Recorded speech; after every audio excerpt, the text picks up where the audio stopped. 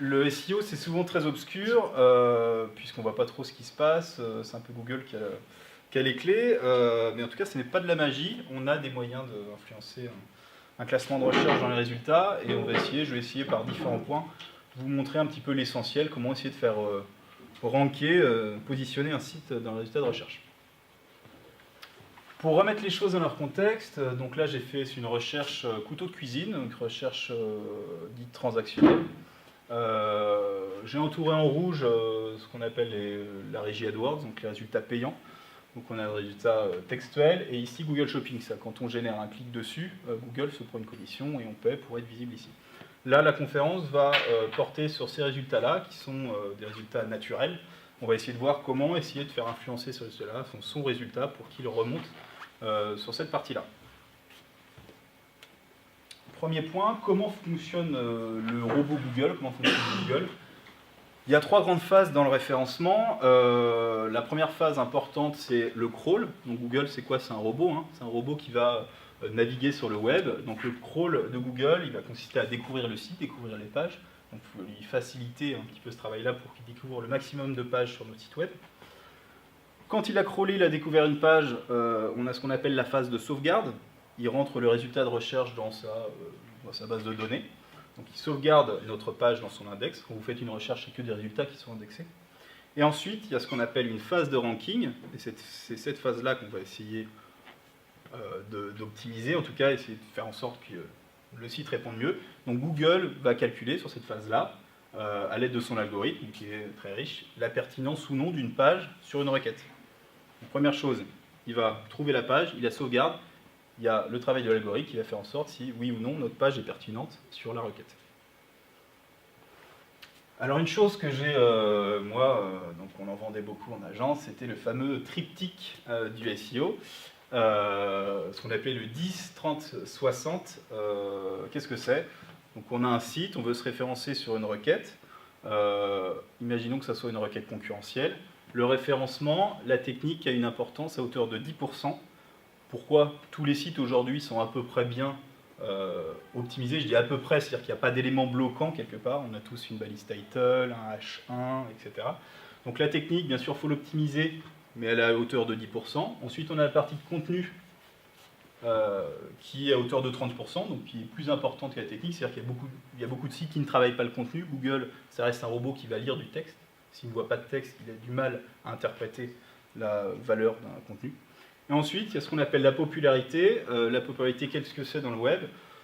Dans la vie de tous les jours, la popularité, c'est on parle d'une personne, on en entend parler beaucoup. Bon, Google n'est pas capable de savoir les tendances, de quoi on parle dans la rue. Par contre, lui, il traduit cette popularité par ce qu'on appelle le maillage. Pour lui, un site est populaire quand il y a beaucoup de liens, des liens HTML, qui sont effectués, qui pointent vers un site. Donc plus on a de liens qui pointent vers une page, pour Google, cette page, si elle a des liens, elle est pertinente, en tout cas elle est populaire, donc elle doit être pertinente quelque part.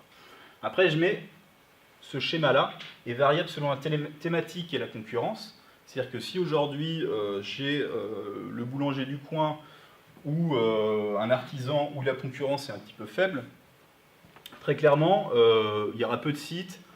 Cette partie-là et cette partie-là est bien souvent suffisante pour pouvoir se positionner. Par contre, si on a un e-commerçant où c'est concurrentiel, on se bat contre un Cdiscount ou autre, on fera la différence sur la popularité. Ok? Et ça rapporte, alors oui, on entend souvent dire, le référencement, c'est de la magie, c'est un peu obscur, bon, on ne sait pas trop comment faire. Il ne faut pas oublier que 90% des internautes aujourd'hui, quand ils font une recherche pour trouver un article, ils utilisent Google, 70% ils cliquent sur les 3 premiers résultats, d'où l'importance d'un bon positionnement. Et c'est le premier apporteur de trafic, en moyenne 35, ça va même bien au-delà, hein, mais du trafic d'un e-commerçant provient du SEO. Donc c'est quelque chose qui est très très important et qu'il ne faut pas négliger dans une stratégie pour un site web ou e-commerce ou autre. Alors il y a des avantages et des inconvénients au niveau du SEO, donc il y a plusieurs avantages. C'est un levier héroïste. Héroïste, vous voyez ce que c'est, hein, retour sur investissement. Pourquoi il est autant héroïste? Parce que déjà le trafic il est gratuit. À l'inverse de ce qu'on a vu sur les encadrés rouges, ici on paie à chacun des clics. Si je fais bien mon travail et que je suis positionné, chacun des clics, les clics sont gratuits. Donc automatiquement, c'est assez héroïste. Sur une source saine et durable, si le travail est bien fait, normalement le site ne se casse pas la figure du jour au lendemain. Donc si on est bien positionné, globalement, on a toujours du travail à faire, mais on va rester bien positionné. C'est également un levier avec le meilleur taux de conversion, s'il est bien travaillé, hein, parce que si on positionne les mauvaises pages, forcément ça ne convertit pas. Mais moi j'utilise différents canaux, notamment AdWords, AdWords de l'SEO. Et ce que je remarque, c'est qu'en général, quand je suis positionné sur une requête, j'ai également une annonce AdWords, je peux analyser un petit peu la conversion. En général, le SEO est souvent a un meilleur taux de conversion que le SEA. J'ai l'impression que les internautes font vraiment font confiance à Google dans ses résultats, un petit peu moins à la publicité, mais en tout cas le taux de conversion en SEO est très très bon. Alors après il y a plein d'inconvénients, c'est très complexe. Discipline en perpétuelle évolution, Google met à jour très souvent les règles du jeu, son algorithme. Enfin, il ne nous dévoile pas clairement les règles du jeu, mais par la force des choses, on voit l'évolution des classements, on voit qu'il y a des choses qui réagissent plus ou moins bien. C'est bénéfique sur le moyen long terme, c'est-à-dire que si demain vous avez un site, d'un événement qui a lieu dans une semaine, 2 semaines, 3 semaines, clairement le SEO sera peut-être à mettre de côté puisque ça n'a pas un effet immédiat, ça prend du temps. Donc ça ne servira peut-être pas à grand chose de travailler tout de suite le SEO. Il faudra peut-être faire de l'AdWords, bien au contraire. Investissement temps important, encore plus aujourd'hui. À une époque, on faisait énormément de liens, ça rankait tout de suite, ça se positionnait tout de suite. Aujourd'hui, c'est plus vraiment le cas. Donc il faut travailler plus proprement et ça prend du temps. Il n'y a pas de garantie de résultat. Il y a des agences qui promettent des résultats, c'est pas vrai. Il n'y a que Google qui peut promettre un résultat, mais il ne nous donne pas la règle, donc on ne sait pas trop véritablement comment ça fonctionne. En tout cas, il n'y a pas de garantie de résultat. On peut espérer des évolutions, mais on ne connaît pas la concurrence, on ne connaît pas exactement comment fonctionne l'algorithme, donc on ne peut pas garantir de résultat. Ensuite, il y a toujours des risques de pénalité, c'est-à-dire qu'à une époque, des actions qu'on menait étaient bénéfiques, aujourd'hui elles sont négatives, donc on peut avoir un risque de pénalité. Ce que je vais vous montrer là, globalement, j'espère que ça ne fera pas l'objet de pénalité dans 5-6 ans, on verra. Et c'est un levier de trésorerisme, mais en même temps c'est très difficile à calculer. Si vous avez accès à un compte Analytics aujourd'hui, l'ensemble des requêtes qui amènent un visiteur via Google et toute la donnée en fait est masquée via le Node Prov ID, donc on n'est plus capable de savoir si tel ou tel mot-clé a amené une conversion. On peut savoir sur quel mot-clé on est positionné, mais on ne saura pas si ce mot-clé-là a amené une conversion et quel est le taux de conversion de ce mot-clé-là. Donc c'est très difficile de vendre du SEO de ce côté-là, puisque on peut garantir des évolutions de positionnement, mais c'est difficile de calculer un ROI. En AdWords, on investit 1000, on peut gagner 2000, en SEO, on ne sait pas véritablement combien on va pouvoir, en tout cas exactement, rapporter. Alors qu'est-ce qui a changé au final dans les SEO? Tout a changé, en même temps les règles finalement sont les mêmes. Même si voilà, le SEO est une pratique en perpétuelle évolution, il y a des mises à jour. Le travail d'optimisation, quelque part, il n'a pas véritablement changé. On est sur de la technique, un site propre, on a du contenu et on fait des liens. Par contre, ce qu'on va voir, c'est que le curseur, justement, à tous ces niveaux-là, il a évolué, il s'est déplacé. Pourquoi le curseur s'est déplacé? Alors, il y a plusieurs choses. Le moteur, je mets entre guillemets, c'est cultivé. Aujourd'hui, Google est capable de comprendre une page, il comprend beaucoup plus facilement une page qu'il y a 5 ou 6 ans. En tout cas, on a moins besoin de l'aider. Il est capable de comprendre la thématique d'une page sans pour autant qu'il y ait le mot-clé bien précis sur lequel on va se positionner. On a clairement une peur qui s'est instaurée chez les SEO, puisque je ne sais pas si vous avez entendu parler de Pingouin et de Google. Vous en avez entendu parler? C'est des mises à jour algorithmiques qui ont été mises en place. Pingouin, justement, les liens qui étaient faits sur les sites étaient très très efficaces, donc on en faisait beaucoup, pas forcément des liens de bonne qualité. Google a mis en place des filtres, c'est-à-dire qu'il va pénaliser un site qui a utilisé des techniques abusives de liens. Panda, c'est sur le contenu, donc tous les gens qui copiaient collaient le contenu d'un site pour le mettre sur le leur. Ça passe plus aujourd'hui. Résultats sont de plus en plus difficiles et longs à obtenir. Auparavant, le moteur réagissait plutôt vite. Aujourd'hui, ça prend plus de temps. Il y a une inertie assez forte. Du coup, il est plus difficile et compliqué de juger de la pertinence d'une optimisation. On va appliquer des optimisations sur le site. On ne pourra pas dire clairement c'est cette optimisation qui a été bénéfique. Aujourd'hui, si je fais un lien, ce lien-là peut avoir un poids 1, 2, 3 mois après. À une époque, je faisais un lien, ça avait un impact tout de suite. Donc, très clairement, ce qu'on voit, c'est que le métier, maintenant, c'est professionnalisé. On ne peut plus faire de choses... voilà, ça prend du temps, il faut y réfléchir, il faut regarder comment fonctionne la concurrence. Bref, il y aura une professionnalisation du métier. Donc j'ai fait une problématique, comment faire du SEO en 2017 et obtenir des résultats. Voilà.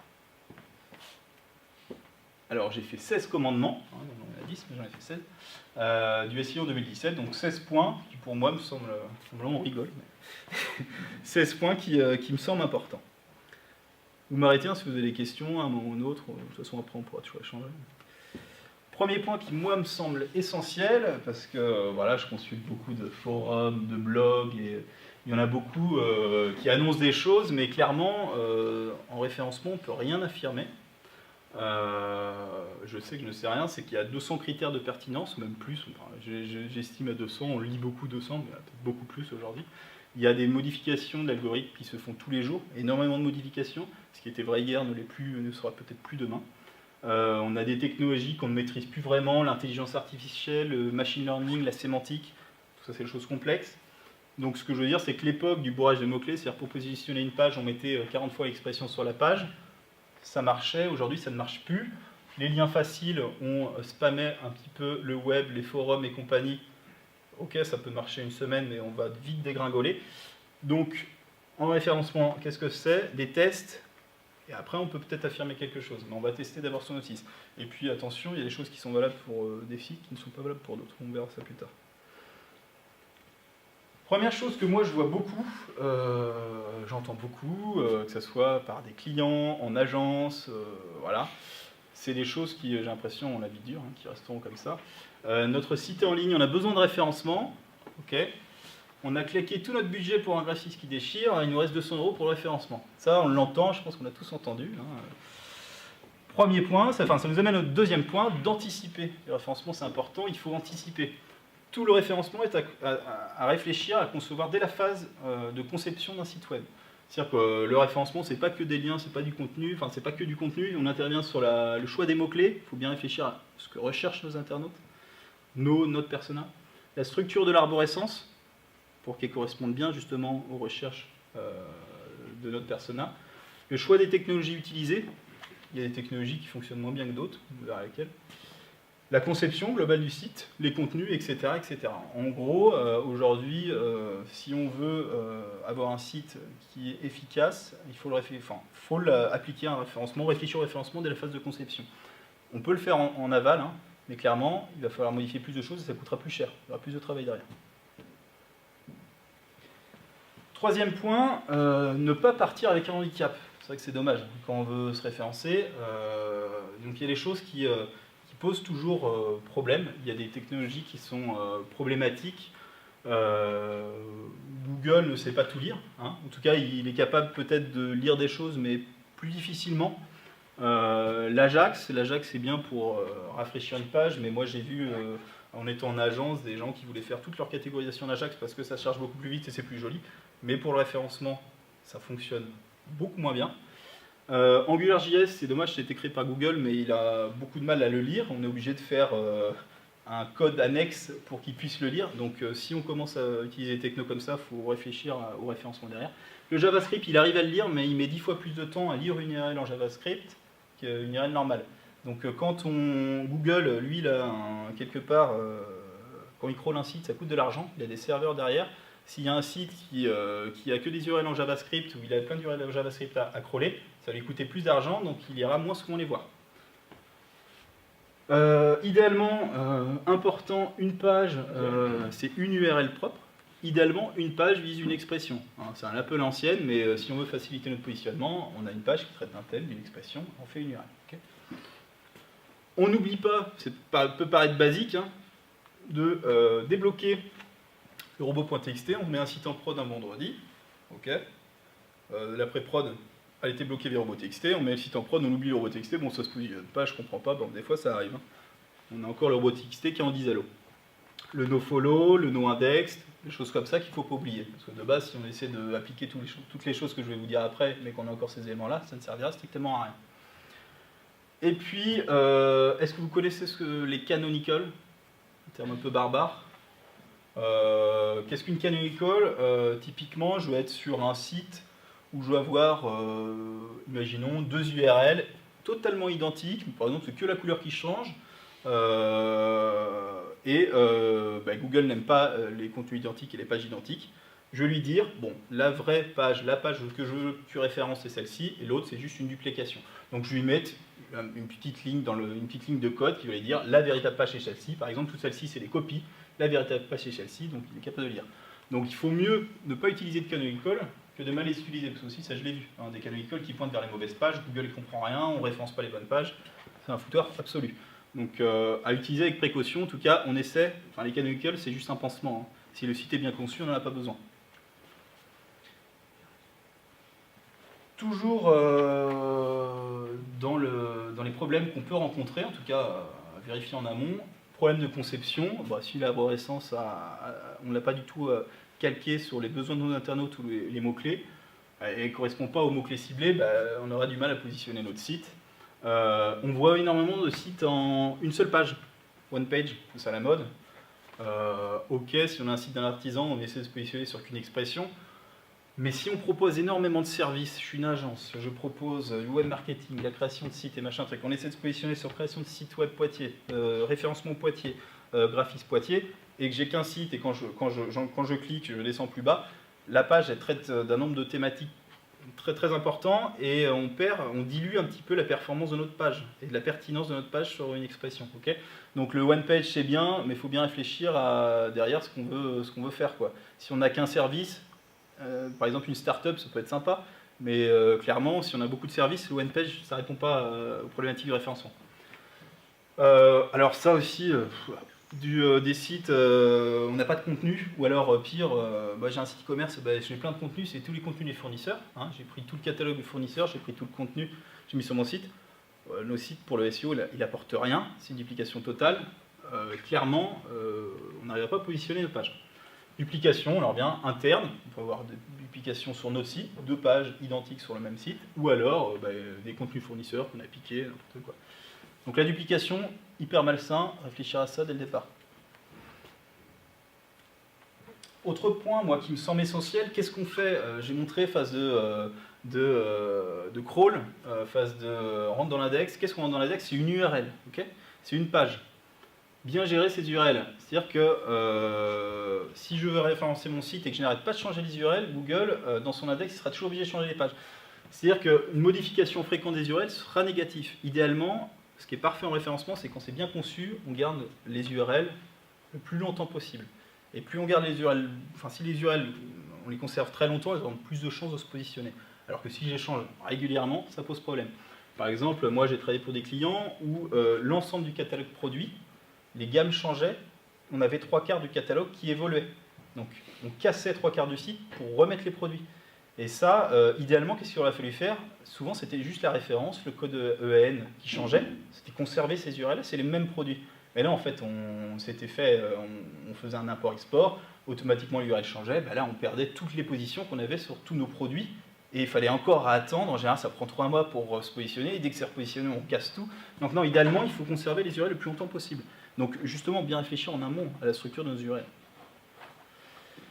Suppression de page sans redirection 301. Justement, vous avez une refonte. Bien réfléchir à l'ensemble des pages que j'avais avant la refonte, vers quoi je vais les rediriger, est-ce que je les conserve ou pas. Ça, c'est un client pour qui j'ai travaillé quand j'étais en agence. C'est un client dans le domaine du tourisme. Il est venu vers nous, c'était à ce moment-là, il ne comprenait pas, c'était après l'été, pourquoi son référencement avait complètement chuté, son trafic avait chuté. Là, il a fait sa refonte, il n'avait pas du tout prévu de plan de redirection. Okay, ça, c'est le trafic qui en découlait. Hein. Donc, il y avait beaucoup de mots-clés de notoriété, mais globalement, son trafic a chuté. Là, c'était les positions qu'on avait. Alors le site était hyper populaire, hyper puissant, donc ça a réagi assez rapidement. On a mis en place la redirection après, c'est revenu, il a perdu, c'est un site e-commerce, il perd 3 mètres business, c'est des licenciements, etc. Donc ça c'est vraiment à prévoir. Donc refonte avec un plan de redirection. Hein. Idéalement, on scanne toutes les URL qu'on a et on prévoit une redirection. Travailler dans l'ordre, hyper important également. on a vu technique, contenu, popularité. Popularité, 60%, on aurait tendance à travailler que là-dessus pour ne pas s'embêter avec la technique et le contenu. Et vraiment aller sur les liens pour avoir des résultats. Attention, hein, c'est peut-être l'élément le plus puissant, mais c'est aussi le plus risqué. Donc on peut s'organiser avec des liens. Puis c'est aussi très difficile d'obtenir des bons liens. Donc première chose à faire, on valide la technique, on crée du contenu, et enfin on fait du lien. Pourquoi j'ai utilisé ce visuel-là? C'est-à-dire que si aujourd'hui je fais des liens sur un site un peu troué, c'est-à-dire un site techniquement qui n'est pas propre, ou par exemple sur une page qui...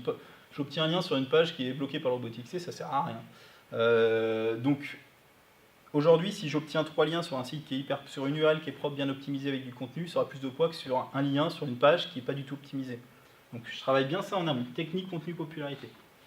Alors 6e point, ne pas céder aux modes. Alors le référencement, il y en a beaucoup, des modes. Puis ça vend bien en même temps les modes, donc souvent c'est les consultants qui vont inventer des nouveaux business, des nouvelles appellations. Au final, le référencement, comme j'ai dit, globalement, voilà, le curseur a évolué, mais globalement on est toujours sur la même chose. Non, le SEO n'est pas mort, hein. Ça c'est le premier truc qu'on entend, le référencement ça marche plus. Alors effectivement, le référencement à la papa, comme il était fait il y a 5 ans, non, ça marche plus, ou ça marche pas très très longtemps. Aujourd'hui, ça s'est professionnalisé, donc il faut vraiment le travailler correctement. Alors on entend, voilà, je vais mettre en place un cocon sémantique, je ne sais pas si vous en avez entendu parler, alors c'est très bien, ça fonctionne, hein, pour mon site d'électricien à Poitiers, ok. Alors on peut remplacer par n'importe quel truc à la mode, il y en a plein.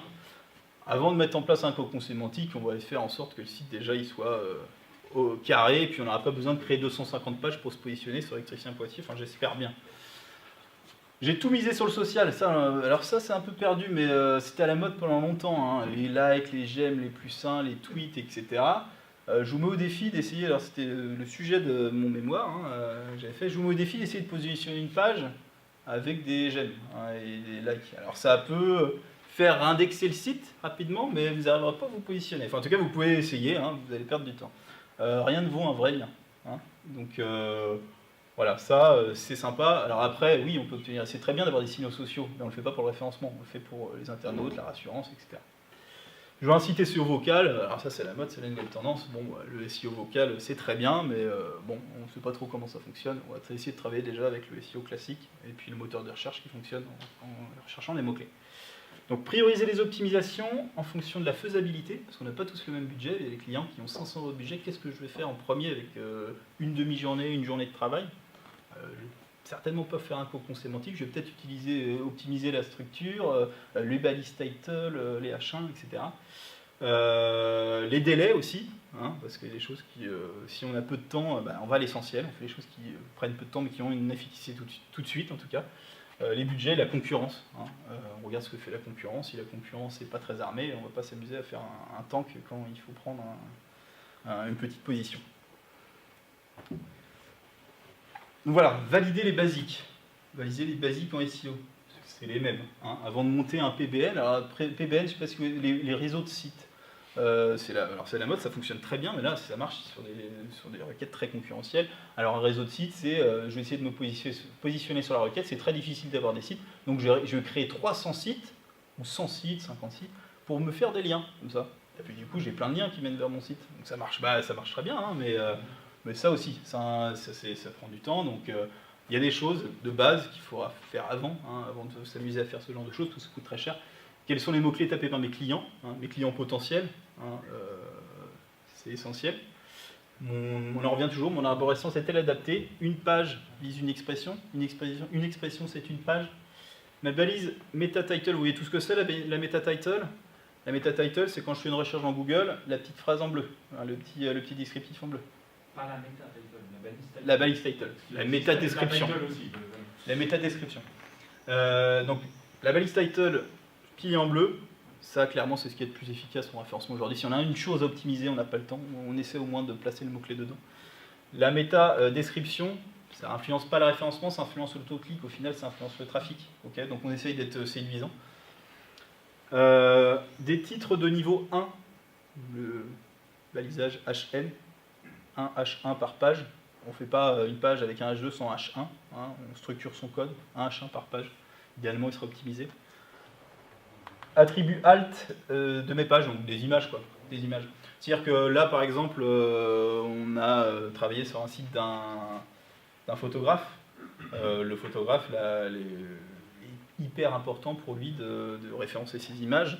Le nommage des images, l'attribual, c'est hyper important. S'il y a quelque chose à optimiser, ça sera essentiel. Donc on renseigne bien sur l'attribual, ces attribuals, surtout que les attribuals sont également utiles en termes d'accessibilité. Hein. Un robot d'accessibilité va lire, il ne peut pas avoir l'image, donc il lit l'attribual, le texte alternatif. Okay, et ai-je suffisamment de contenu? Est-ce que j'ai du contenu sur ma page qui permet d'enquêter? Donc ça c'est les basiques. Hein. Avant d'aller sur les trucs un petit peu originaux, on va essayer de valider les basiques au départ. Autre point, parfois à défaut de pouvoir optimiser, gagner des positions, etc., on peut la jouer un petit peu plus fine. C'est peut-être compliqué de dépasser mon concurrent, mais je peux essayer de grappiller des clics. C'est-à-dire que si mon résultat est plus sexy que le voisin du dessus, peut-être que je vais ramener plus de trafic. Hein, les gens ont plus tendance à cliquer. Ce qu'on appelle l'utilisation du balisage microdonnées. Très utilisé en e-commerce, aussi en local, sur les pages contacts. Ça, c'est un site sur lequel je travaillais. On est sur une même requête qui est pas gonflable. On était très bien positionné. On a 3 résultats de recherche. Là, on a un résultat qui est à la fois bon pour le référencement. On a le mot-clé ici, mais il y a une touche de marketing. 4 places, on a le prix, c'est séduisant. Okay, en face, on a des gens qui n'ont pas forcément travaillé ce genre de choses. Pas du tout séduisant. Hein. On a des petites étoiles qui attirent l'œil. Petites étoiles. On a une métadescription qui n'est pas du tout travaillée d'un point de vue SEO, mais qui est travaillée d'un point de vue marketing. On a le prix, porte-gobelet. On a un petit tip, cela ça fonctionne encore, peut-être que demain ça ne fonctionnera plus. Et ça attire l'œil. Hein. Le petit V, garantie 3 ans. Là, on n'est même plus dans le référencement, on est dans le marketing, on attire le clic, on a patte. Donc optimisation SEO et on a patte. Là, je vous laisse regarder. Très clairement, c'est pas optimisé. Donc, on ne pourra pas le faire sur toutes nos pages, mais on a certainement 5, 10 expressions hyper clés. On va travailler aux petits oignons là-dessus. Peut-être qu'en influençant le taux de clic, ça va peut-être faire bouger les choses. En tout cas, même si ça ne fait pas bouger les choses, j'aurai plus de trafic que mon voisin, peut-être. Donc, à travailler. On le travaille dans la balise title, donc c'est cet élément-là. Pas de rognage. Donc, on essaie d'avoir une balise title qui n'est pas coupée. Plus intéressant, on met toujours sa marque aussi. Enfin, moi, j'aime bien parce que on imprime un petit peu la marque. Métadescription qui favorise le taux de clic. Marketing avant SEO. Affichage des snippets. Donc qu'est-ce que c'est? Ici, c'est les petites étoiles. Les avis, vous voyez? Les avis ici qui sont balisés. Il y a le prix, il y a le stock. Même le fil d'Ariane est balisé. Il est bien affiché, il est bien propre. Okay, donc ces éléments, ça donne envie. Et moi, ce que je fais énormément, c'est que je me sers, après je ne sais pas si vous utilisez AdWords, vous avez déjà utilisé de l'AdWords, je me sers de la data AdWords pour venir optimiser mes balises. C'est-à-dire que je travaille les annonces en AdWords, je connais les tournures qui cliquent, je sais comment mon persona réagit en fonction de telle tournure, et je vais appliquer ça directement à SEO, et ça, je vous garantis, si votre annonce AdWords clique plus qu'une autre annonce AdWords, moi j'identifie celle qui clique le plus, je le duplique en SEO. Il n'y a pas de raison que si ça clique en AdWords, ça ne clique pas en SEO. On est exactement sur le même champ de bataille quelque part. Je vous encourage à utiliser celui-ci, il y en a plein d'autres. Hein. Screaming Frog, c'est ce qu'on appelle un crawler, qui va essayer de faire comme Google. Il va aller voir toutes les pages de notre site, il va nous remonter potentiellement des erreurs. Donc des erreurs 404, des redirections internes. C'est dommage d'envoyer Google et lui donner des mauvaises indications, enfin lui donner quelque part des points négatifs. C'est-à-dire qu'avoir des erreurs 404 sur son site, quelque part c'est des erreurs pour Google, ça donne un mauvais aperçu de notre site. Redirection 301 interne, ça on en a souvent et malheureusement elles ne sont pas corrigées parce qu'elles ne se voient pas pour un internaute lambda et pour un webmaster qui ne regarde pas ce genre de choses. On va cliquer, on va arriver sur la bonne page, on ne comprend pas, mais il y a peut-être une redirection 301, une refonte qui a été faite entre-temps, on a conservé l'ancienne URL, les redirections ont été faites correctement, mais Google, il se tape une redirection. Ça, on perd un petit peu de ce qu'on appelle de jus, de la popularité, donc on essaie d'avoir que des codes 200, que des liens en code 200. On supprime totalement les 300 internes de son site. Boucle de redirection, ça, il peut y en avoir en refonte, quand on fait plein de refontes, de redirections. Lien externe, pointeur vers 404, aussi c'est pas terrible. Hein. Si je fais des liens vers d'autres sites, je ne vais pas les faire en 404, ça me donne un mauvais indicateur. Donc j'utilise Screaming Frog sur des gros sites, moi j'utilise OnCrawl. Si vous avez des très gros sites à crawler, OnCrawl c'est un outil web qui est pas très très cher, et quand vous avez 40 000 URL, Screaming Frog, au bout d'un moment, il va tuer votre machine, et il faudra le faire en ligne. Ok. Un outil essentiel pour voir un petit peu la bonne santé. Alors, il n'est pas parfait, mais pour voir la bonne santé d'un site, anciennement, alors Search Console, avant il s'appelait Google Webmaster Tool. Là, c'est une courbe d'introuvables, c'est des erreurs qu'il a détectées, c'est pas forcément sur mon site, qu'il a crawlé, une époque elle devait exister, ou c'est les mauvaises configurations de mon site. Donc, installez en tout cas la Search Console sur votre site, en tout cas, essayez de prendre un accès. Et monitorer les erreurs. Une hausse des erreurs en général, c'est souvent négatif pour les SEO. Moi j'ai eu des problèmes de configuration, il rajoutait des caractères spéciaux dans une de mes URL, il crawlait toutes les pages avec ces caractères spéciaux, c'était un problème, mon développeur l'a corrigé et j'ai détecté avec ça. Alors le problème c'est qu'il détecte, on n'a pas l'erreur tout de suite, on a souvent 7 jours après. Donc il faut quand même être vigilant, y aller régulièrement. Donc, et autre point, là, on pourrait se dire c'est complètement catastrophique. Il faut savoir que c'est une vue cumulée des erreurs, donc même si ça tend à se mettre à jour de temps en temps, il me donne 2271. Si je fais un export du fichier et que je vérifie si c'est bien des erreurs, peut-être que j'en ai que 400 ou 500. Donc voilà, il y a peut-être des erreurs qui ont déjà été corrigées quelque part. Okay, mais cet outil-là est très sympa pour voir. Alors on peut voir plein d'autres choses, on peut voir si nos pages sont indexées, on peut voir si les balises microdonnées il comprend bien. Il y a plein de choses à faire avec cet outil-là. Je vous encourage à l'installer. Être patient. Moi, je vois pas les gifs, mais il bouge le dos, il dort. J'ai déjà dit, ça prend du temps. Et justement, si on n'est pas patient, on a tendance à appuyer un peu trop sur les choses, et c'est là que les problèmes peuvent arriver. On appuie un peu trop sur les liens, on appuie un peu trop sur le contenu, etc. Donc, il faut être patient. Aujourd'hui, une optimisation a rarement un effet immédiat. Je leur dis, difficile de juger et d'isoler la performance d'une optimisation vs une autre, parce qu'il y a plein d'autres choses. Les concurrents aussi évoluent. Peut-être que c'est le concurrent qui a fait du sale boulot ou il s'est fait déclasser. Donc, je ne suis pas le seul sur les résultats, sur la recherche. Point important, quand j'ai commencé le référencement, les annuaires, c'est des liens faciles. Je faisais un lien d'annuaire, j'avais un résultat immédiat. J'avais une position qui grimpait tout de suite. Aujourd'hui, je fais des liens, je travaille avec des prestats qui sont habitués à faire ce genre de choses. Ils me disent, ça dépend de la source, 2-3 mois. Et effectivement, il y a des liens, je finis par ranker, mais je ne suis même pas persuadé que ce soit lien, mais ça prend plus de temps. Alors à part si j'ai un lien depuis la home d'Amazon ou un truc comme ça qui va directement booster, mais en général ça prend plus de temps. Voilà, donc être patient, faut pas travailler dans l'urgence. Autre point, ça je l'ai appliqué sur un autre e-commerçant, se diversifier pour moi c'est essentiel. Il est parfois plus facile, donc quand je dis la SERP c'est le résultat de recherche, plus facile d'attaquer le résultat de recherche sur certains angles. Google, si vous regardez, faites une recherche dans Google, il aime la diversité, il aime quand le contenu est riche, il y a des images, il y a des vidéos, il y a plein de choses. Là j'ai mis images, il y a de l'actualité, il y a des vidéos, il y a des applis, il y a du shopping, il y a des Google Maps. Donc ça, il faut s'en inspirer. Donc, il est parfois en fait souvent plus difficile de positionner une page de catégorie qu'une page de médias.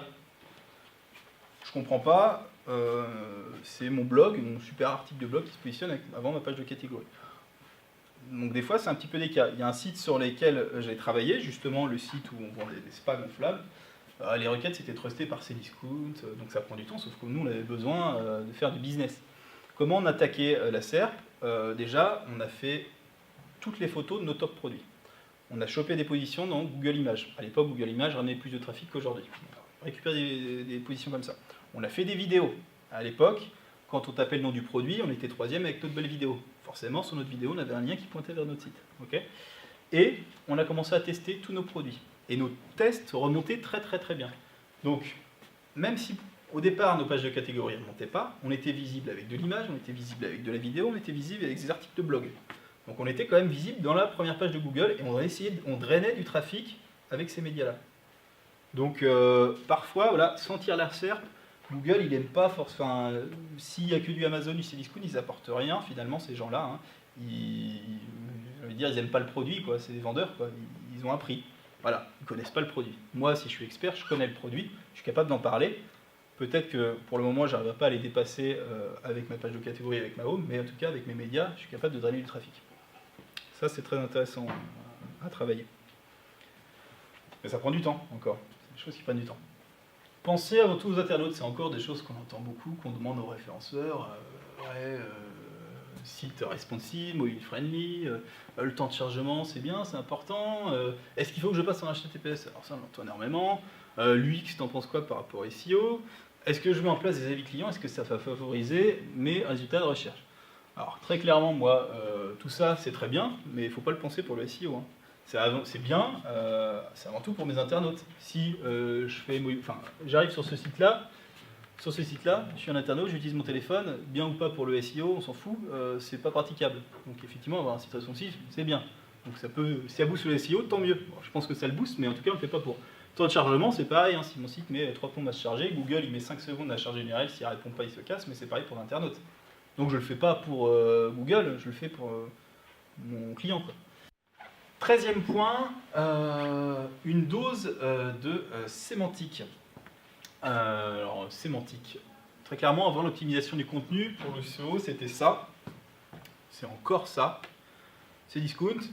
On est sur la page perceuse. Et encore, je pense qu'ils sont un peu assagis. On fait un CTRL F sur la page qui se positionne chez Cdiscount. On a 85 fois le mot-clé perceuse. Okay. Répétition abusive des mots-clés dans le texte et les zones chaudes SEO. Contenu à faible valeur ajoutée, pour moi, c'est ça. Bon, après, c'est Cdiscount. Hein. On verra, j'ai une autre slide qui parle de ça. On voyait énormément ça, alors je crache pas dessus, mais c'était très basique. Hein. On avait un mot-clé ici, c'est beignet au chocolat. On voyait, on avait un schéma qui explique très facilement comment on faisait pour optimiser une page. Ben, on a un H1 avec beignet au chocolat, on a beignet au chocolat 10 fois dans notre mot-clé, dans notre contenu, puis rouler jeunesse, ça va bien. Et bon, ça a un petit peu évolué. On l'entend encore beaucoup. Souvent, moi je m'en souviens avoir travaillé pour un site, un restaurant gastronomique. Ils avaient une rédactrice papier qui rédigeait super bien et il me fait un contenu et il y avait même pas, on avait du volume. Il n'y avait même pas le mot-clé restaurant, même pas le mot-clé gastronomique, même pas la ville. Je dis, c'est sympa, mais ce contenu-là il est bien, mais faut écrire un roman là, c'est pas pour le référence, c'est pas bon pour le référencement. Bon, ça a un petit peu évolué, mais. Et on entend souvent, j'ai 200 mots-clés sur la page, j'ai 22 fois le mot-clé barbecue à gaz, c'est bon, ça va aller. J'en rajoute une 3e fois si tu veux. On utilisait des outils de densité de mots-clés. Donc on a essayé de voir si le mot-clé était suffisamment là. Bon, tout ça maintenant, c'est clairement un petit peu désuet. Alors j'ai mis la mise à jour RankBrain, mais globalement depuis les différentes mises à jour, Google a évolué. Moteur s'est cultivé. L'association mots-clés-expression est clairement essentielle pour une bonne optimisation SEO.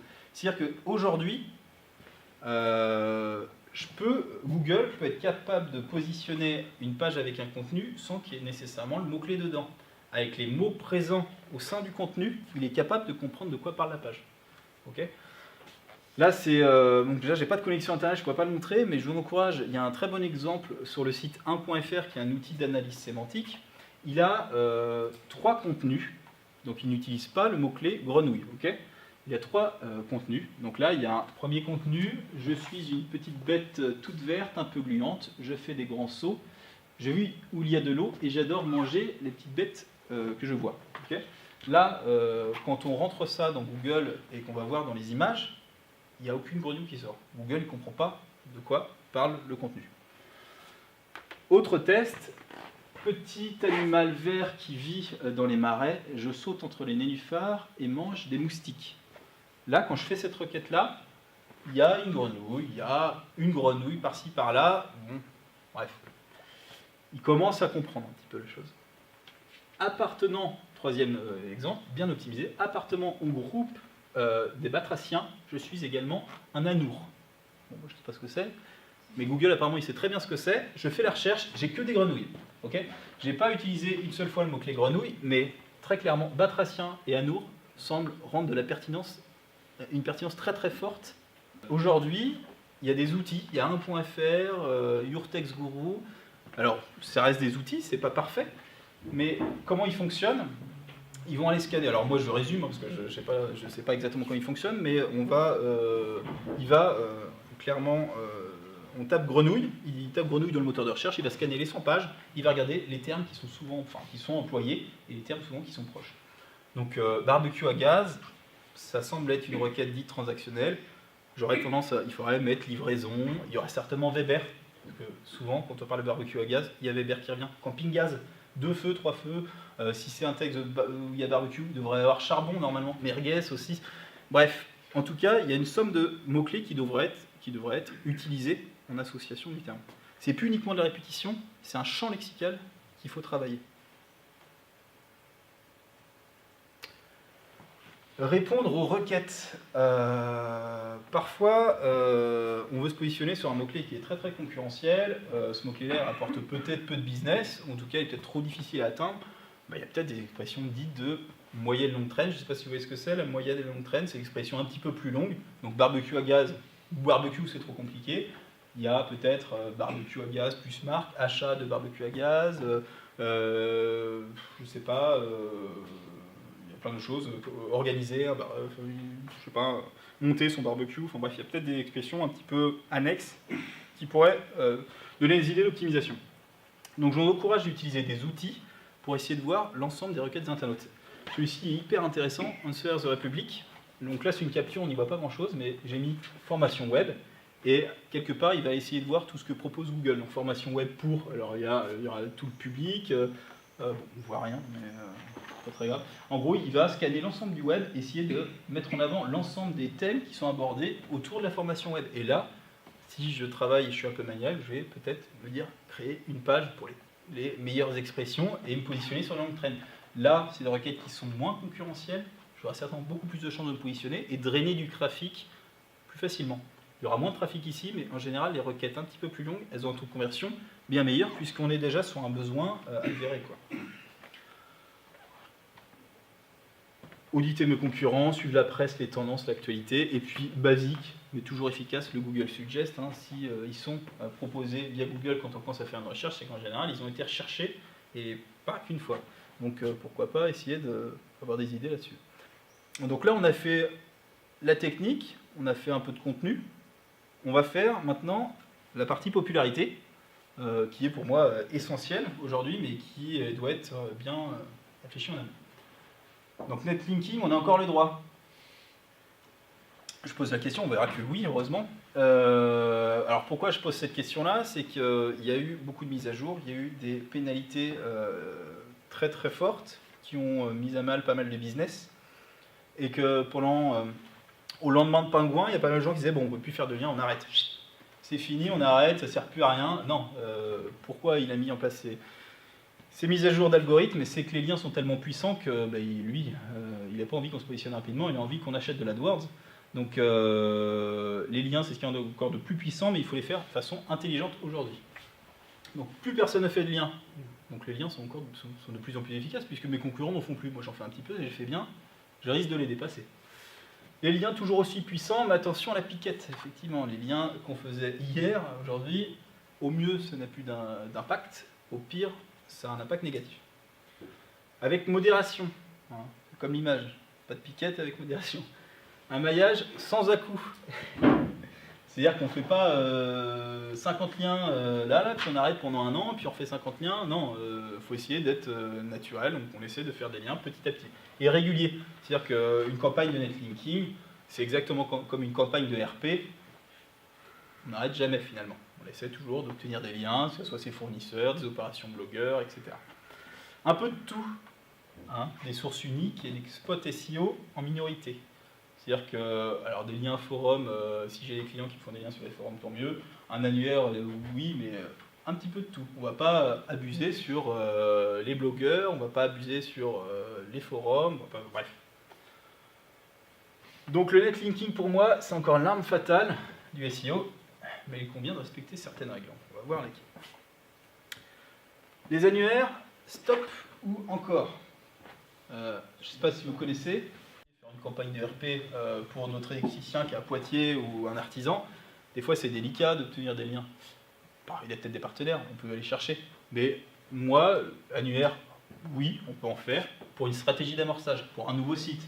2-3 liens d'annuaire pour commencer à faire venir Google, à choper un peu de popularité.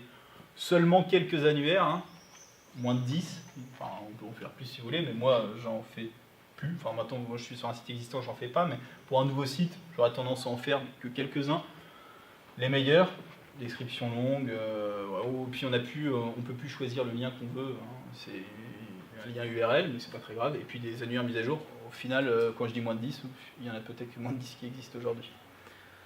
Vous avez déjà fait des inscriptions annuaires, j'imagine? Oui. Oui, j'imagine. Oui. Bah, pour une stratégie d'amorçage, hein. Ah non, mais moi je le fais toujours. Bah voilà. J'en fais très peu, bah, comme tu dis déjà, parce qu'il y en a peu, donc c'est plus. Mais il y en a peu, et des bons, il y en a encore moins. Et ils sont souvent payants. Ah, Après, on est sur la Jade. En même temps, tout le monde crée son annuaire, il fallait créer son Bah annuaire. ouais. Dans le web, Mais et puis ça prend du temps d'être annuairiste, donc voilà. c'est pas hyper intéressant. Non plus. Donc les annuaires, oui, mais avec vraiment modération et pour une stratégie d'amorçage. Est-ce que vous voyez ce que c'est qu'une encre de lien? C'est le texte sur lequel est fait le lien. Donc imaginons que là, ça soit sur une page web, je fais le lien sur marque. Ok.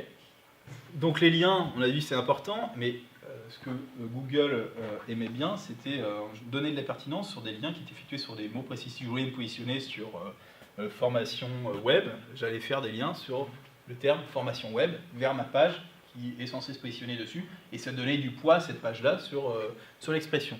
Donc ça, c'était un petit peu l'arme fatale avant justement les mises à jour. Donc on y allait gaiement, on faisait que des liens formation web, parce que les autres, je m'en fiche, hein, je voulais me positionner dessus, et puis ça faisait monter notre site. Aujourd'hui, si je fais ces stratégies-là, Google, il va sentir l'entourloupe, hein, il va voir qu'on essaie de le truander, paf, il va dégommer mon site. Donc c'est toujours efficace, mais c'est pareil, c'est comme les annuaires, on fait très très peu d'encre d'optimiser, donc encre avec des liens avec mon mot-clé. Donc je dis moins 3% du profil, alors ça c'est pas une science exacte, hein, moi je mets ça.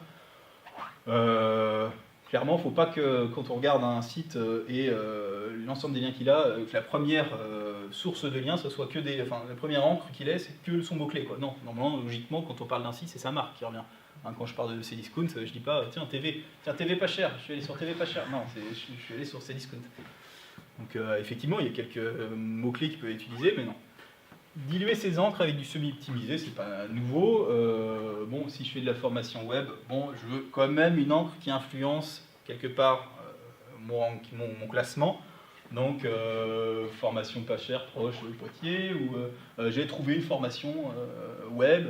Voilà, on va essayer de faire un lien un petit peu sur une expression plus longue, ou sur des termes proches sémantiquement, pour essayer d'influencer. Pareil, avec modération, mais ça permet d'avoir un profil un petit peu plus varié. Ne rechignez pas sur les encres marques. C'est-à-dire que si il y a le Courrier de l'Ouest, bon, ils font plus le lien, mais si le Courrier de l'Ouest me parlait de ma boîte et faisait un lien sur ma boîte, bah, si c'est un lien sur ma marque, bah, tant mieux. Enfin, je veux dire, je vais pas cracher dessus, quoi. Donc, et c'est naturel. Des encres vides de sens. Donc, c'est-à-dire une encre avec une URL, ou cliquez ici, ou en savoir plus. Les internautes classiques, les forums, j'ai trouvé cette perceuse ici, bah, voilà, c'est une encre qu'il faut prendre, on ne va pas aller demander au mec, tiens tu peux me changer, non, voilà. Donc c'est normal d'avoir ce type de lien. À une époque, le SEO ne voulait pas de ça, il n'en faisait plus, il faisait que ça, parce que ça permettait de se référencer. Mais un lien sans une encre optimisée influence aussi le classement. Peut-être une mesure un petit peu plus faible, mais influence aussi le classement. Le nofollow, est-ce que vous voyez ce que c'est, le nofollow? Nofollow. Alors, on peut avoir des liens qui ont du poids pour le SEO, et Google a créé, c'est Google qui l'a créé, hein. Google a créé ce qu'on appelle le nofollow. Donc, c'est-à-dire qu'on fait un lien. Donc, pour l'internaute lambda, quand tu navigues, c'est la même chose. Mais en fait, quand Google il voit le lien, il voit nofollow. Donc, en gros, ça lui donne une indication ne suis pas ce lien. Donc, ce lien-là aura, normalement, 0 poids pour le référencement. Il ne sera pas vu par Google. Donc, toi, quand tu navigues, en général, les commentaires des blogs sont en nofollow. Hein, à l'époque, ils n'étaient pas, donc on voyait plein de serveurs pas chers, pareil, qui signaient des commentaires. Hein, donc ça, c'était pour le référencement, ça c'était absurde. Finalement, l'évolution de l'algorithme, il a rendu les choses un petit peu plus... il a nettoyé un petit peu le web. Hein. Et en tout cas, moi j'évite pas d'encre optimisée si le site ou le spot, j'aurais pu mettre plus, mais sans trop le SEO. Hein, si on est sur effectivement un blog où les commentaires sont en dofollow suivis et il valide automatiquement les commentaires, et il y a déjà 150 pécores qui ont mis un lien serrurier Paris 16e, non, je ne vais pas mettre mon perso c'est pas cher dans le commentaire. Hein. Ça servira, enfin si, ça peut servir à se faire pénaliser. Voilà. Donc quand ça pue, hein, on n'y va pas, en tout cas. Donc comment je fais pour savoir si comment je juge, donc là c'est la partie peut-être les choses que voilà, vous avez peut-être jamais vu, mais quel indicateur à suivre pour un lien? Donc là, c'est les indicateurs qu'on pense être utiles, parce que Google est le seul à savoir ce qu'est un bon lien finalement. C'est un outil qui s'appelle Majestic SEO, que moi j'utilise, il y en a d'autres qui font le job. Comment je fais pour savoir qu'un lien a plus de points qu'un autre lien? Donc est-ce que le lien qui est dans le blog où il y a déjà 150 liens, est-ce qu'il est puissant, ou alors est-ce qu'il a la même valeur qu'un lien sur le site du Monde? Mais tous les sites n'ont pas la même valeur. Ici, c'est un indicateur qui s'appelle le Trust Flow, donc le trust, la confiance. Donc chaque site a un indicateur de confiance. Comment un site obtient une bonne note de confiance? Il l'obtient à travers des liens effectués sur le site. Si aujourd'hui on parle de moi dans Le Monde, l'Express, Challenge, etc., automatiquement ces liens ont du poids, ça va influencer sur ma note de confiance. Google, il va aller crawler Le Monde. Pour lui, Le Monde, c'est patte blanche, c'est un super site. Pas de raison que ça pue le SEO, ok. Il va se dire, bon, il y a un lien du Monde, de l'Express, de Challenge qui pointe vers ce site-là. Ce site-là, quelque part, il est pertinent, quoi. Enfin, il a de l'autorité, quoi. C'est pas n'importe qui parle de lui. Et ça, ici, c'est un indicateur de quantité. Donc plus un site a de liens, plus il a ce qu'on appelle sa note de citation qui augmente. Ça permet de détecter des sites qui ont bourriné des liens. Donc si j'obtiens 1000 liens depuis des annuaires avec 150 000 mecs qui ont posté des commentaires, j'aurai une note de citation très élevée, sauf que les liens que j'aurai posés sur les sites, ces sites ne seront pas du tout performants, pas du tout populaires, j'aurai un trust très faible, et une citation très forte, ça sent le SEO. Donc, on vérifie pour savoir si un lien peut avoir du poids ou par exemple, quelqu'un vous dit tiens, c'est pas bien, mais je peux te vendre des liens. Hein. Ça peut arriver, ça, des gens qui disent ça. Et bien, on va essayer de voir le Trust Flow, le Domain Authority, c'est un autre indicateur. Le Trust Flow, c'est ça, on va utiliser Majestic, on va dire bon, globalement, ce site a l'air de confiance, enfin, a l'air d'être de confiance, ok. Le ratio Trust Flow, citation de faux tout à l'heure, pour éviter les mauvaises surprises, globalement, il ne faut pas que la citation de faux soit deux fois plus important que le Trust Flow. C'est-à-dire que si ici j'avais un citation de faux de 45 avec mon Trust de 20, déjà ça pue un petit peu. Après, il y a les thématiques qui sont différentes. Hein. Il y a certains e-commerce où il y a énormément de liens forums, c'est naturel. Hein. Moi, je vois dans le bricolage, il y a des gens qui rénovent leur maison, ils sont sur les forums de rénovation, ils postent les produits sur lesquels ils hésitent, donc ça me fait énormément de liens à faible valeur ajoutée, mais c'est pas pour autant qu'on site est spammy. Donc ça dépend des thématiques. Mais une thématique où, par exemple, un petit artisan qui a énormément de liens, là ça commence à peu. Ou alors un blog, enfin bref. Voilà, ça donne un indicateur, mais c'est pas forcément une science infuse. Hein. Le topical trust flow. Alors on est dans le charabia un petit peu, mais aujourd'hui Google il va classer il classe, j'en sais rien, mais en tout cas il aura tendance à classer les sites par thématique. Il va essayer d'être le plus pertinent dans une thématique. C'est-à-dire qu'aujourd'hui, moi je suis un site de bricolage. J'obtiens un lien depuis un super forum de bricolage ou un super site de bricolage. Il aura plus de poids qu'un site qui parle d'informatique. Je renforce ma thématique bricolage, puisqu'il y a un site leader dans le bricolage qui m'a fait un lien. Okay. Cet outil-là, c'est pas parfait, donne en gros la tendance sur lesquelles, les thématiques représentatives de mon maillage de liens. Donc si là, a priori, je semble être un site plutôt qui parle de la maison, du bricolage, plutôt un site e-commerce, puis il y a un computer, etc. Voilà. Si on peut essayer d'obtenir un lien, idéalement, on va essayer d'obtenir un lien dans la même thématique que nous, sur un site qui a un ratio plutôt propre, populaire. On regarde aussi la performance de la page. On regarde l'évolution du trafic, parce qu'il y a beaucoup de gens qui proposent des liens, puis on a des super indicateurs, puis on regarde leur trafic via des outils comme SEMrush Youda. Il y a 0 trafic. Bon. c'est un site populaire qui a 0 trafic. Bon, ça semble un peu l'entourloupe. Donc on regarde un petit peu, surtout qu'il y a quelque chose qui se développe énormément, c'est les noms de domaine expirés. Je ne sais pas si vous voyez ce que c'est. Une blogueuse qui a un blog dans la mode, qui l'a fait vivre 2-3 ans pendant qu'elle était étudiante, elle a arrêté, elle n'a pas prolongé, elle a oublié de prolonger son nom de domaine, bon elle a oublié. Il y a un gars qui a un site de chaussures qui va racheter son domaine là pour lui mettre des liens qui pointent vers son site, parce que justement cet étudiant qui avait un site qui parlait de mode, elle avait déjà obtenu des liens, donc son site est déjà un petit peu une popularité. Je vais me servir de cette popularité pour faire booster mon site. Donc il y a énormément de gens qui font ce genre de choses ou qui rethématisent un site. Donc essayez de voir, utiliser Web App Machine. Je ne sais pas si vous connaissez ce que c'est que la Web App Machine. Ça permet de remonter en arrière pour voir à quoi ressemblait un site. 1, 2, 3, les archives du web. Et des fois on a des surprises, on se rend compte qu'un site, à une époque, il ne parlait pas du tout de la même thématique. Donc c'est quoi un lien de qualité? On a fait pas mal de points sur les liens, pour moi c'est important. Une encre de lien avec le mot-clé, ciblé ou non. On s'en fiche un petit peu. Lien vers la bonne page de destination. Si le mot-clé que je veux travailler concerne plutôt une de mes pages catégories, je ne vais pas faire le lien sur la home page. On aura tendance au bout d'un moment à faire que des liens home page. C'est pas la home page qui positionne sur tous les mots-clés.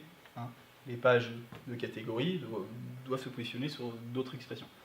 Un site traitant de la même thématique, une source d'autorité, des liens au sein du contenu, un lien footer ou un lien en sidebar, une blog roll, c'est beaucoup moins performant qu'un lien au sein d'un contenu, des thématiques.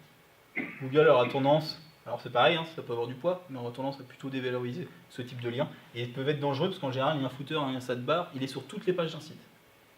Okay. Et un lien, si possible, cliquer, là c'est le Graal. Parce qu'au final, on fait un lien pour les SEO, mais on fait surtout un lien pour le trafic. Donc trafic potentiel CA si je suis commerçant. Et puis avant de faire des liens, peut-être que... Tout à l'heure, je parlais de maillage interne, peut-être que faire des liens au sein de son site vers les pages qu'on souhaite positionner. C'est-à-dire que si plus une page est liée, sur un site, plus elle aura de chance, plus elle va prendre de la popularité, en tout cas, elle a tendance à bien se positionner. Donc un bon maillage interne sur un site déjà bien crawlé peut permettre d'obtenir de belles progressions. Moi, je vais constater sur des sites assez populaires, je rajoute des liens depuis le contenu de mon blog ou alors une page de catégorie qui pointe vers la page de marque. Ça aura tendance à booster un peu les choses. Il n'y a pas de risque aussi, on ne risque pas de se faire pénaliser, plus simple et rapide, et puis on booste les bonnes pages quelque part.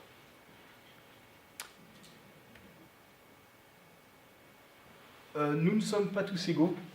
Tout à l'heure, j'ai montré Cdiscount. C'était la slide du chat. Voilà. Dans le référencement, il y a toujours des contre-exemples, il y en aura toujours, mais souvent le client va venir vers nous en disant ce genre de choses et on ne saura pas exactement comment répondre. En tout cas, ça peut être des questions pièges, c'est tout bête. On entend, voilà, ce site n'a pas de contenu, pourtant il est mieux positionné que moi. Ouais, moi je me suis embêté à faire du super contenu, puis bon, c'est Discount qui rentre avec sa fiche produit, voilà. Ou alors Amazon ou autre. Le late linking de ce site est abusif, alors ça c'est énervant. Pourtant, il ne se fait pas pénaliser. Les règles ne sont pas les mêmes selon les thématiques. Google est plus tolérant avec les gros sites. Cdiscount, ou par exemple, vous allez surveiller les liens que font des sites dans le domaine du poker ou des liens que font les sites sur le domaine du crédit en ligne. Et vous allez dire, oh là là, ils ont plein de liens, et puis Laurent qui est premier sur la thématique crédit en ligne. Je vais aller regarder tout son maillage en utilisant l'outil Majestic que je vous ai montré tout à l'heure. Puis je vais regarder tous ces liens, puis je dis, oh là là, là je peux poser là, je peux poser là, je peux poser là. Mais là, les liens que lui, qui ne pénalisent pas lui, ces liens vont peut-être vous pénaliser. Parce que Google réagit différemment en fonction des thématiques. Si demain il pénalise tous les gens qui font du référencement sale sur la thématique poker en ligne, il n'y aura plus grand monde. Donc quelque part, il faut se dire, non, il faut plutôt regarder ce qui se fait dans mathématiques et pas aller voir ailleurs. En tout cas, on peut aller voir ailleurs, c'est intéressant, mais faire la part des choses. Agir, point essentiel. L'ennemi du référencement, c'est l'inactivité. Il y a plein de choses à travailler. En tout cas, ce qui n'a jamais payé, est-ce qu'on fait, ce que font souvent, moi le premier, ça m'arrive des fois, on regarde les résultats, on check les positions tous les jours, on regarde comment ça réagit, puis au final on fait rien, quoi. Donc ça n'a jamais payé. Hein. Regarder les positions tous les jours, ça n'a jamais payé. J'ai arrêté de le faire depuis un moment, je regarde une fois la semaine, voilà. Quand on fait des choses, on regarde, sinon on fait rien, ça sert à rien de regarder. On travaille, on teste, on analyse. C'est souvent le plus acharné qui gagne. Voilà, il faut créer du contenu. Si on n'arrive pas à se positionner sur le mot-clé qu'on vise, on va créer d'autres pages pour viser un peu plus de longue traîne, pour générer du trafic en attendant, peut-être faire de la vidéo. Bref, c'est du travail. On continue à faire des liens, on fait vivre notre site. Voilà, on agit. Enfin, donc j'ai fait Doogybag. Donc voilà, vous pouvez ramener toutes ces informations chez vous. Donc tous les éléments que j'ai vus, tester avant d'affirmer, intégrer le SEO dès la phase de conception, c'est essentiel. Limiter les éléments bloquants, on en a vu, on a plusieurs, les technos à la mode, mais qui peuvent pénaliser le référencement, l'utilisation de balises qu'on ne maîtrise pas véritablement, comme les canoniques, on essaie de faire un site propre avant d'en utiliser. Le robot.txt, on est vigilant, bref, les choses de base. On capitalise sur ces URL, c'est-à-dire qu'on ne change pas tout le temps, enfin on réfléchit bien à la structure de ces URL et puis on s'y tient. On évite de les changer tout le temps. Si on fait une refonte, un tips, moi que j'utilise très souvent, c'est sur e-commerce, mes URL produits sont à la racine de mon domaine. Parce que mon arborescence aura tendance à changer et si je conserve les produits, eux resteront toujours sur mon site, mais mon arborescence aura peut-être changé et avoir une structure d'URL qui ne correspond plus à l'arborescence que j'ai travaillé après, ça pose problème. Donc moi je mets mes produits directement à la racine. Si je change l'arborescence de mon site, ça sera toujours la même URL et j'aurai pas de... aujourd'hui mon PC portable est la catégorie informatique, mais si demain j'ai plus la catégorie informatique, ça peut, enfin c'est pas très logique. Okay, je priorise, je m'organise. Hein, on travaille les choses dans l'ordre. Technique, contenu, popularité. Je valide les basiques avant de céder au mode. Hein, on sait bien les modes sur Twitter, on en voit plein, mais il y a peut-être des choses très faciles à faire avant de commencer à faire des choses hyper compliquées et hyper chronophages. Je corrige mes erreurs internes, j'optimise la sémantique et j'arrête le bourrage de mots-clés. En tout cas, l'optimisation du contenu, c'est plus ça. Maintenant, les outils que je vous ai montrés, ça ne remplace pas un cerveau, on n'en a pas besoin si on maîtrise totalement le sujet. Mais si on doit faire du contenu pour un sujet qu'on maîtrise moins, ces outils-là peuvent nous donner des idées de mots-clés qu'on aurait peut-être oubliées. Si je maîtrise mon contenu, j'ai même pas besoin de ces outils. Je sais que tel mot-clé est important. Enfin, voilà, si on parle de, je sais pas, d'un terme, voilà, si on balaye l'intégralité de la thématique, on n'aura pas besoin d'outils. Je continue à faire des liens, mais je les fais différemment. C'est les bonnes pages. Je suis patient et puis j'agis. J'arrête de varier les positions, j'agis. Je fais les choses. Voilà, merci à tous. Merci Poitiers.